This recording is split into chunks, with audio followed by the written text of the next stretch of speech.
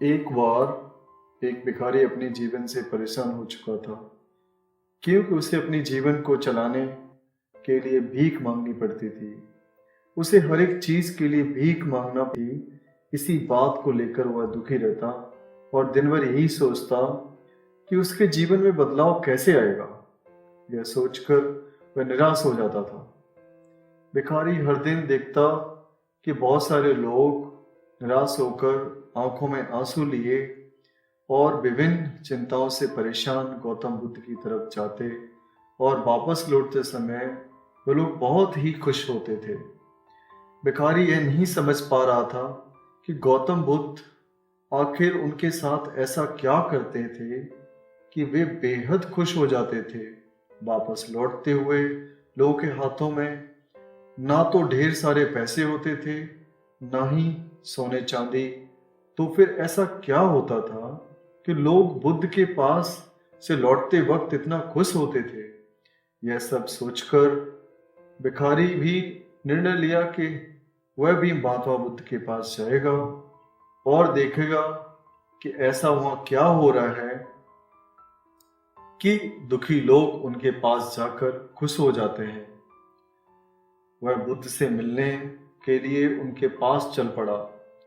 जहां बुद्ध मौजूद थे वहां बहुत लंबी कतार लगी थी, तो वह भिखारी भी कतार में लग गया।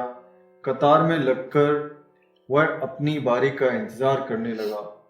देखते ही देखते उसकी बारी आई और उसने बुद्ध से कहा, जब वह बुद्ध के पास पहुंचा, बुद्ध, मैं बहुत गरीब हूं, मेरे पास कुछ भी नहीं है। मुझे अपने जीवन चलाने के लिए भी दूसरों से भीख मांगनी पड़ती है। आप ही बताइए कि मैं अपने जीवन को कैसे बेहतर बना सकता हूँ। यह सब सुनकर बुद्ध ने कहा, तुम गरीब नहीं हो, तुम्हें ऐसा लगता है क्योंकि आज तक कभी तुमने किसी के लिए कुछ भी नहीं किया, ना ही तुमने किसी को दान दिया, ना ही तुमने किसी के लिए कुछ किया। यह सब सुनकर भिखारी के मन में एक आशंका उठी। अपनी आशंका को दूर करने के लिए भिखारी ने पूछा, मैं तो एक भिखारी हूं, मैं लोगों को दान कैसे दे सकता हूं और कैसे लोगों की सहायता कर सकता हूं। मुझे तो खुद का अपना जीवन चलाने के लिए दूसरों से मांगना पड़ता है। यह सब सुनने के बाद गौतम बुद्ध थोड़ी देर चुप रहे और फिर उसे बोले, तुम्हारे पास हाथ हैं जिससे तुम लोगों की सेवा में लगा सकते हो और दूसरों का भला कर सकते हो।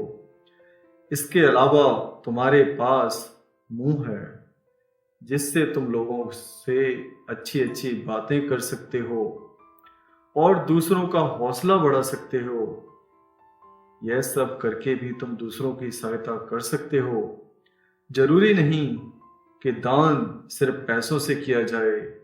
हम चाहे तो शिक्षा का भी दान कर सकते हैं, चाहे तो अन्न का भी दान कर सकते हैं। ऊपर वाले ने अगर किसी को पूर्णतः अच्छा शरीर दिया है तो वह गरीब नहीं है, वह बस दिमाग से गरीब है। उसे इस विचार से हटकर दूसरों की सेवा में लगाना चाहिए। बुद्ध की यह सब बातें सुन लेने के बाद वह भिखारी बहुत ही ज्यादा खुश हो गया और उसका मन अब संतुष्ट था। तो इस कहानी से हमें सीख मिलती है कि हम सब इस बात की चिंता में समय व्यर्थ करते हैं कि हम गरीब हैं, लेकिन यह सत्य नहीं है। सत्य तो यह है कि जब हमारा शरीर पूरी तरह से बेहतर है तो हम उसका उपयोग करके आगे बढ़ सकते हैं और खुद के जीवन को बेहतर बना सकते हैं। और अगर कोई व्यक्ति सिर्फ अपने गरीबी पर ध्यान दे और उसे बदलने की कोशिश ना करे तो वह मूर्ख है, और अगर मेहनत करे तो वो जिंदगी में अमीर बन सकता है और पैसा कमा सकता है, लोगों की मदद कर सकता है। इसके अलावा हमें इस कहानी से यह भी सीख मिलती है कि दान सिर्फ धन ही नहीं है। शिक्षा, भोजन, अच्छे विचार आदि का भी दान किया जा सकता है, वह भी एक दान है। अगर आपके पास धन नहीं है तो आप शिक्षा का दान कर सकते हैं या फिर दूसरों के लिए अच्छे विचारों का भी दान कर सकते हैं और समाज को बेहतर बना सकते हैं। तो दोस्तों, इस कहानी को आपको अच्छी लगी हो तो please like and subscribe my channel. Thank you very much.